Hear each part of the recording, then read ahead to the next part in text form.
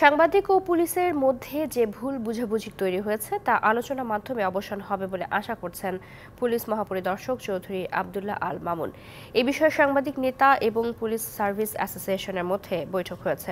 সকালে খুলনার বয়রা বাজার পুলিশ লাইনে সাংবাদিকদের প্রশ্নে এসব কথা বলেন আইজিপি।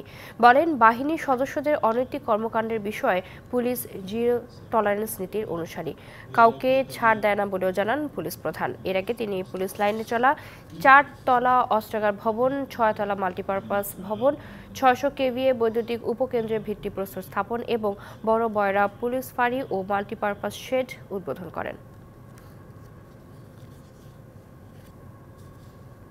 যেটা তদন্তাধীন বিষয়ে আমি কথা বলতে চাই না।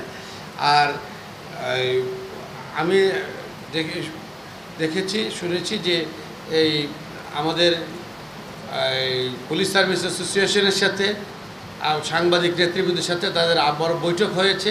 আশা করি যে কোনো ভুল বোঝাবুঝি আলোচনার মধ্যে দিয়েই নিরসন হবে ইনশাআল্লাহ।